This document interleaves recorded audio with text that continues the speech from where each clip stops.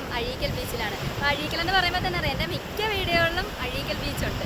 പക്ഷേ ഉണ്ടല്ലോ, ഇന്ന് ഞാൻ വന്നത് വേറൊന്നുമല്ല, വളരെ സത്യം പറഞ്ഞാൽ ഒത്തിരി വിഷമത്തോടു കൂടിയുള്ള ഒരു കാര്യം നിങ്ങളെ ഒന്ന് കാണിക്കാൻ വേണ്ടിയിട്ടാണ്. വേണ്ടേ, ഞാൻ നിൽക്കുന്ന ഈ സ്ഥലത്തുണ്ടോ, കണ്ടോ, ഇത് എന്തുവാണെന്ന് ഞാൻ പറഞ്ഞു തരാം. ഇത് ഒരുതരം പായല, അതായത് നമ്മളെ കുളവാഴയുടെയൊക്കെ കോളപ്പായൽ എന്ന് പറയും. അപ്പോൾ ഈ പായൽ ഇപ്പോൾ കുറച്ച് ദിവസമായിട്ട് ഈ പായലിങ്ങനെ ഒഴുകി വന്ന് തീരത്ത് അടിഞ്ഞു കയറി ഇങ്ങനെ കിടക്കുക. ഒന്നാമതേ ഇപ്പം ബീച്ച് കുറവാണ്, എന്താണെന്ന് വെച്ചാൽ ഇത് വലിയത്തെ സമയം ഇതിങ്ങനെ കള്ളക്കടൽ പ്രതിഭാസം ഇതൊക്കെ നിൽക്കുന്നുണ്ട്. ബീച്ച് ഇങ്ങനെ കയറി ഇതേണ്ട ഇത്രയും ഭാഗത്തേ ഉള്ളൂ, മറ്റേത് അങ്ങ് വരണ്ടാണ്. പക്ഷേ ഈ ഉള്ള ഭാഗം നോക്ക് ആകെ വൃത്തികേടായിട്ട് എത്രയോ ജനങ്ങൾ വരുന്ന ഒരു സ്ഥലമാണെന്നറിയാമോ. പക്ഷെ ഇപ്പം നമ്മൾ വന്നു കഴിയുമ്പോഴത്തേക്ക് വേണ്ടേ നോക്കി ഇവിടെ ഒന്ന് ഇരിക്കാനോ, കുട്ടികളൊക്കെ പ്രത്യേകിച്ച് കുട്ടികളും വീട്ടുകാരും ഒക്കെ വന്നിട്ട് വൈകിട്ട് ഇവിടെ കുറേ സമയം സ്പെൻഡ് ചെയ്യാനായിട്ട്, നമുക്ക് എല്ലാവരും അറിയാം ബീച്ചിൽ വരുന്നത് നമ്മൾ എൻജോയ് ചെയ്യാനായിട്ടാണ്. പക്ഷേ ഇവിടെ മൊത്തം എന്ന് വെച്ചാൽ ഇപ്പോൾ ഭയങ്കര സ്മെല്ല്.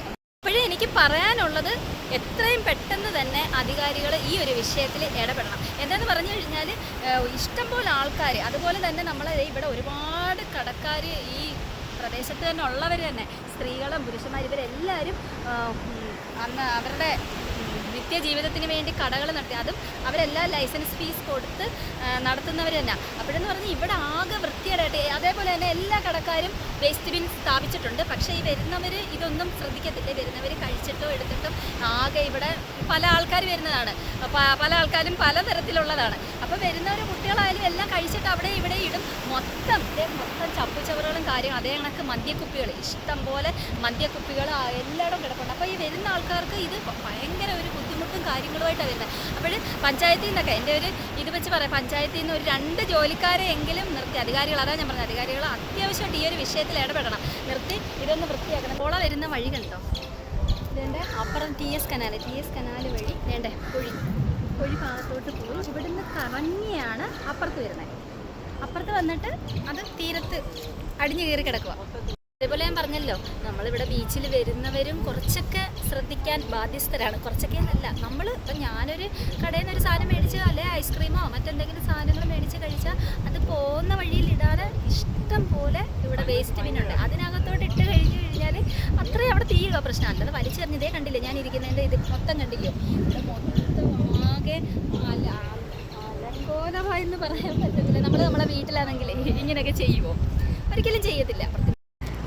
ഇപ്പം ഞാൻ നിൽക്കുന്നുണ്ടല്ലോ, ഇവിടെ ഹാർബർ എഞ്ചിനീയറിംഗ് ഡിപ്പാർട്ട്മെൻറ്റിൻ്റെ പാർക്കിംഗ് ഏരിയയാണ്. അപ്പോൾ ഇവിടെ പാർക്ക് ചെയ്യാൻ വരുന്ന ഓരോ വണ്ടിക്കും 30 രൂപയാണ് ഫീസ്. നമ്മൾ 30 രൂപ ഫീസ് അടച്ചിട്ടാണ് നമ്മൾ ഈ പാർക്കിംഗ് ഏരിയയിൽ വരുന്നത്. പക്ഷേ അതിൻ്റെ ഒരു ഇത് കണ്ടില്ലയോ, നോക്ക്, ഒരു ശോചനീയ അവസ്ഥ.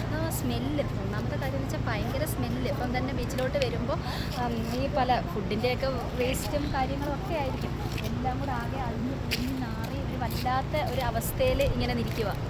ഇതേ നമ്മൾ വണ്ടി പാർക്ക് ചെയ്യാനായിട്ടുള്ളതിൻ്റെ കണ്ടോ, ഇതേപോലെ 30 രൂപ അടച്ചിട്ടാണ് ഈ വരുന്നവരെല്ലാവരും ഇവിടെ വണ്ടി കൊണ്ടുവെക്കാനായിട്ട് വരുന്നത്. അപ്പോൾ ഈ അവിടെയൊക്കെ ആദ്യമേ നിറഞ്ഞ് പിന്നെ ആൾക്കാർ ഇങ്ങോട്ടാണ് വരുന്നത്. ഇങ്ങോട്ട് വരുമ്പോഴത്തേക്ക് ഇതേ കണ്ടില്ലയോ. അപ്പോൾ പലരും പറയുന്നു, നമുക്ക് തന്നെ അറിയാം, ഓരോരുത്തരും ദൂരെ നിന്ന് വരുന്നവർ പറയുന്നു, വന്ന് വണ്ടി വെക്കുന്ന സ്ഥലം തന്നെ ആകെ ഇതായിട്ട് സ്മെല്ലായി. ഇവർ വണ്ടി അങ്ങോട്ട് ഫീസും ഒക്കെ അടച്ചിട്ട് ഇങ്ങോട്ട് വന്ന് വണ്ടി വെക്കാനായിട്ട് വരുമ്പോഴത്തേക്ക് അടിപൊളി മണവും എല്ലാം കൂടെ ആയിട്ട് ആൾക്കാർക്ക് ആകെ ഒരു മുഷിപ്പായി ഇങ്ങനെ പൊയ്ക്കൊണ്ടിരിക്കും ഇപ്പം.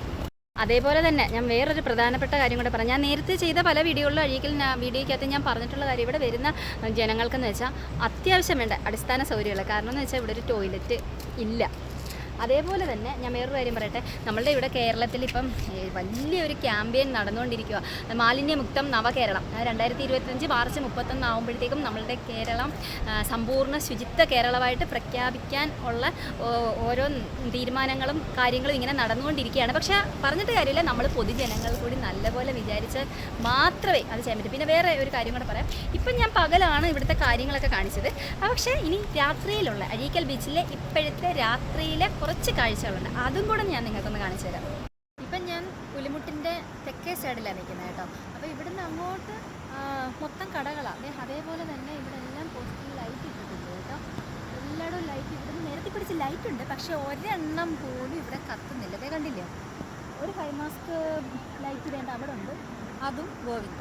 അപ്പോഴും വേണ്ട ഇവിടെ ഇപ്പോൾ 2-3 കടകൾ മാത്രമേ തുറന്നിരിക്കുള്ളൂ. അപ്പോൾ ആ കടയുടെ വെട്ടത്തിൽ, അത് ഈ കാണുന്ന വെട്ടം എന്ന് പറയുന്നത് ആ കടയുടെ വെട്ടം ഉള്ളതാണ്. പിന്നെ അവിടെ ഒരു കടയുണ്ട്, അതിൻ്റെയും വെട്ടമുണ്ട്. അല്ലാതെ ഒരു ഒറ്റ ലൈറ്റ് പോലും കത്തുന്നില്ല. പക്ഷേ ഈ സൈഡിലത് ഇങ്ങനെ പറയാം, അപ്പുറത്തെ സൈഡിൽ, അതായത് പുലിമുട്ടിൻ്റെ വടക്കേ സൈഡിൽ, അത് ഞാൻ നിങ്ങൾക്ക് കാണിച്ചു തരാം. അവിടെ ഇതിനെക്കാട്ടി കഷ്ടമാണ്. നമ്മൾ വണ്ടി വരുമ്പോൾ ആ വണ്ടി വരുന്നതിൻ്റെ ഒരു ലൈറ്റ് കൊണ്ടാണ് നമ്മൾ അവിടെ ഇവിടെ എല്ലാം കാണുന്നത് എവിടെ ഇതെന്തോ എന്നുള്ളത്. അവിടെ ഇത്രയും പോലും ലൈറ്റുകൾ, ഒരു ലൈറ്റുകൾ പോലും ഇല്ല. ഞാനിപ്പം പുലിമുട്ടിൻ്റെ നേരെ കിഴക്ക് ഭാഗത്തായിട്ടാണ് നിൽക്കുന്നത്. അതേണ്ടേ പുലിമുട്ട് ദേ ഇവിടെ അങ്ങോട്ട് കാണുന്ന പുലിമുട്ട് കാണാനൊന്നും പറ്റത്തില്ല കേട്ടോ, അത്രയ്ക്ക് വിളിട്ടാണ്. അപ്പോൾ ഇവിടെ എന്തുമേണ്ടി ജനങ്ങൾ സന്ധ്യ കഴിയുമ്പോഴത്തേക്ക് വരുന്നതാണെന്നറിയാമോ? കൂടുതലും സന്ധ്യ കഴിഞ്ഞാണ് നമ്മൾ ബീച്ചിൽ സ്വസ്ഥമായിട്ടിരിക്കാനായിട്ട് വരുന്നത്. അപ്പോഴേ ഇവിടുന്ന് പുലിമുട്ട് കാലേ കൂടെ നടന്ന ആൾക്കാർ ഇപ്പോഴും പോകുന്നുണ്ട്. അതേപോലെ തന്നെ നേരം വെളുക്കുന്നിടം വരെ ചൂണ്ടക്കാരുണ്ട്. പക്ഷേ എന്ന് പറഞ്ഞു കഴിഞ്ഞാൽ അവിടെ ഒന്നും ലൈറ്റോ കാര്യങ്ങളോ ഒന്നുമില്ല. ഒരു അപകടം ഉണ്ടായാൽ പോലും ഒന്ന് നോക്കാനോ ആർക്കെങ്കിലും ഒന്ന് വന്നൊന്ന് രക്ഷിക്കാനോ എടുക്കാനോ ഒന്നും ഒരു ലൈറ്റോ കാര്യങ്ങളോ ഒന്നുമില്ല. ഇപ്പം എന്താ എൻ്റെ മുഖത്തിങ്ങനെ അടിക്കുന്ന ലൈറ്റ് ഇതേ ആ കടയുടെ ലൈറ്റ് ഓഫ് ചെയ്ത് കഴിഞ്ഞാൽ അതിനെക്കാട്ടി കൂടുതലിട്ട് പിന്നെ ഒരു ലൈറ്റ് ഉണ്ട്. ഇതേണ്ട നമ്മളെ വല്യഴിക്കൽ ലൈറ്റ് ഹൗസിൻ്റെ ലൈറ്റ് ഇങ്ങനെ ഇടയ്ക്കിടയ്ക്ക് നമ്മളെ ഇങ്ങനെ പാസ് ചെയ്ത് പോകും. ഇത് മാത്രമേ ഉള്ളൂ. അപ്പോൾ ഇത്രയും ഞാനാണെങ്കിൽ എപ്പോഴും എൻ്റെ പല വീഡിയോയിലും അഴീക്കൽ ബീച്ച്, അഴീക്കൽ പാലം, അതേ കണക്ക് വലിയഴീക്കൽ ലൈറ്റ് ഹൗസ്, ഇങ്ങനെ എപ്പോൾ നോക്കിയാലും എൻ്റെ വീഡിയോയിൽ നാഴികയ്ക്ക് 40 തൊട്ടോ അഴീക്കൽ ബീച്ച് എന്ന് പറയുന്നത് വയ്ക്കും. പക്ഷേ നമ്മൾ ഈ സന്ധ്യ കഴിഞ്ഞ് വന്നു കഴിയുമ്പോൾ നമുക്ക് നമുക്ക് സത്യം പറയാം, നമുക്ക് ഭയങ്കര ബുദ്ധിമുട്ടാണ് ഈ ഇരുട്ടിൽ വന്ന് ഇത്രയും നല്ല ഇതായിട്ടുള്ളൊരു സ്ഥലത്ത് ഇത്രയും ആൾക്കാർ വരുന്നത്. അതാണ് ഒരു പോയിന്റ് എന്ന് പറയുന്നത്. ഇത്രയും ജനങ്ങൾ വരുന്ന ഒരു സ്ഥലത്ത് ഇത്രയും കൂരിട്ടതേ നോക്കിയേ.